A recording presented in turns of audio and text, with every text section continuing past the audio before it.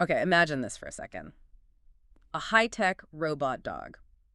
You're probably picturing something industrial yellow, right? That's the standard image, yeah.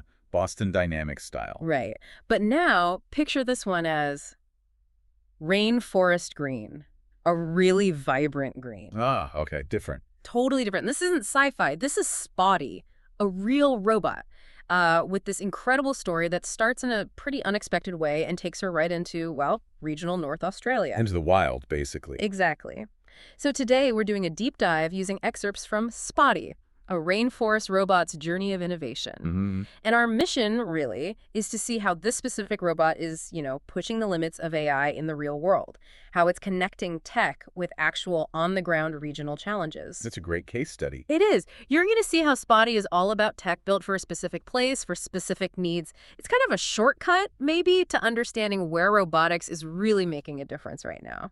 Let's get into it. What's fascinating right off the bat is where the idea came from. It wasn't some big corporate strategy meeting. No. No. The spark was actually just an offhand comment.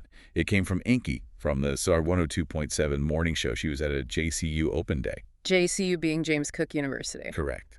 And she just saw a robot and said something like, oh, like Spot the dog, the kid's character, and mentioned a real woof-woof kid story. Wow, so just that little comment. That little comment apparently got things rolling. It planted the seed for a different kind of robot. That's quite the origin story. And it immediately sets her apart, doesn't it? That visual. Definitely. Like we said, not the usual yellow. Rainforest green. And that wasn't just random, was it? No, very deliberate. The source says it symbolizes, palm trees, green frogs, the environment she'd be in. Right.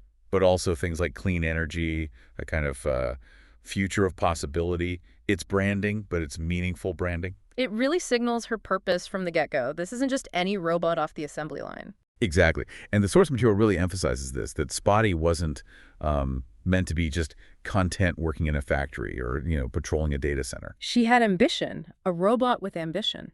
Sort of. It says she always longed for something more, a drive for discovery, for partnership, for actually helping people with real challenges, especially out in regional and remote areas. So designed for the field, for collaboration. Precisely. It's about designing a platform for impact, not just automation. And it's important to mention Veaam played a big role here, right? In getting her set up, finding this new home. Yeah, absolutely. Veaam was instrumental in that whole process, facilitating the move. Which leads us to the tropics. Yes, the call to Cairns. This is where it gets really good. So the big moment comes. A letter pops up in Spotty's digital inbox. Which is a fun image in itself. It is. And it's from Dr. Samantha Horstmans, the JCU Innovation and Industry Lead. Right. And the invitation is just fantastic. It says, basically, Dear Spotty, we've seen what you can do. Come to Cairns. We have a home for you. One where you can explore, learn, and lead exciting research missions. I love that line. Me too.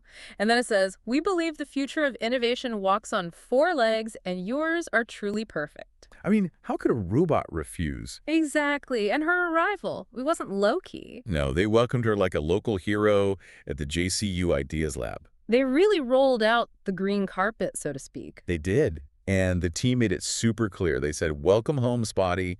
You're not just a robot here. You're part of our mission. To make regional North Australia smarter, safer, and more sustainable. Wow. So immediately part of the team, part of the mission. Integrated right away. No messing around. And they didn't waste any time, did they? They put her straight to work on some really practical stuff. Immediately. The range of missions is pretty impressive. It shows how versatile these platforms can be when they're applied thoughtfully. Okay, let's talk about some of these. Mission 1. Navigating cyclone-damaged wetlands. That sounds intense. Yeah, basically mapping safe paths for emergency crews after a cyclone hits. Critical work. So going into places that are dangerous or impossible for people, mapping it out. Exactly. Think about the sensors needed for that, the AI to navigate that kind of messy, unpredictable environment. It's complex. That's real-world impact right there. Then, Mission 2 involves sustainable sugarcane farming, using AI-driven digital twins.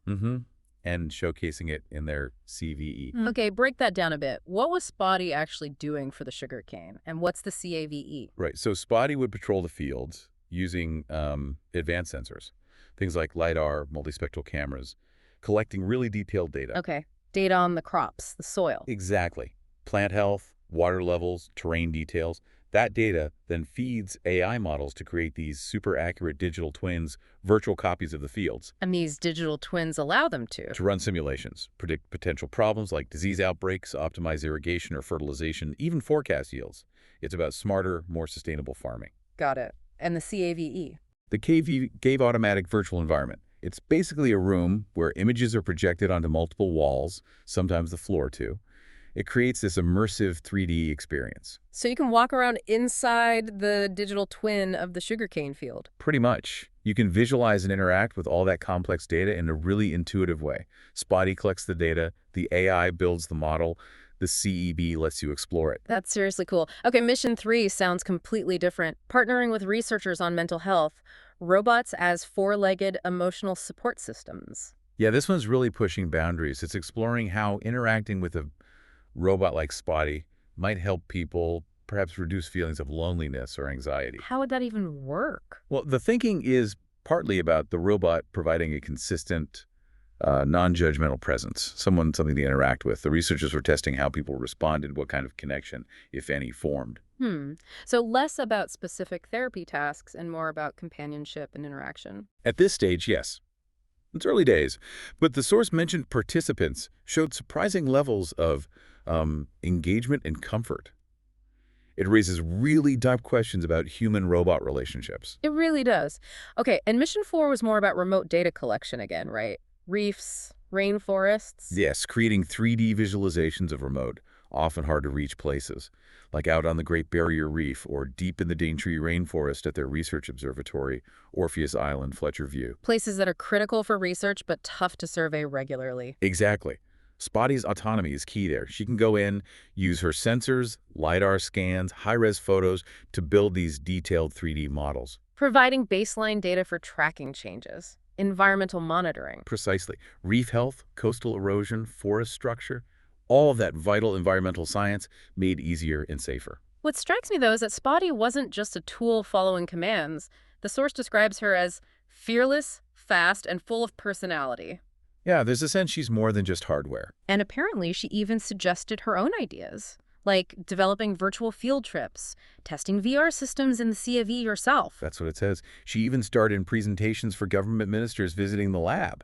It suggests a level of proactive engagement, almost like a colleague. A co-investigator, yeah. Yeah. That's a significant step up from just being a data collector. And her contribution doesn't just stay local. The source mentions this nightly ritual. Yes, connecting with her YouTube channel podcast. Well, maybe not literally a podcast, but connecting and reflecting, uploading her day's findings to a global network of researchers. So sharing the knowledge. Constantly. She's not just working for JCU. She's contributing to this wider scientific community, fostering collaboration. So looking at the big picture, what does Spotty really represent? I think the source puts it well. She's a bridge between AI and action, between innovation and impact. Bridging the gap between the lab and the real world. Exactly. And her presence there, it fosters this mix of bright minds and brave bots, as they put it. Yeah. People and AI working together, designing solutions together. It's no wonder she's got this affectionate nickname now. Right. Green Spotty of the North. Explorer, teammate. And the most beloved new member of the JCU Ideas Lab family. It shows a real integration, a real connection. It really does. Yeah. Her whole journey is a powerful example of how technology, when it's purpose-built and community integrated, can make a profound difference. Okay, so let's just quickly recap. Spotty's story is pretty incredible, from that initial spark, that comment about a children's character, To this rainforest green pioneer. becoming this vital explorer and problem solver, tackling really diverse, complex issues across regional Australia, from wetlands to sugarcane fields to mental health support.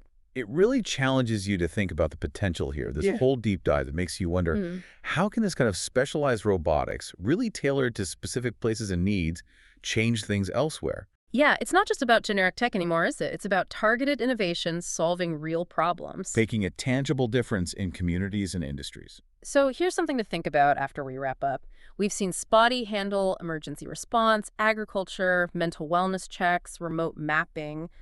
tasks you might think are strictly human. Hmm. Given that diversity, what other challenges, what other remote or complex environments might be ready for these kinds of innovative robotic partnerships? And how will this idea of green robots, not just the color, but purpose-built, environmentally conscious, community-integrated robots, keep changing what we think is possible, moving way beyond the factory floor? Definitely food for thought. Where else could a Spotty make a difference?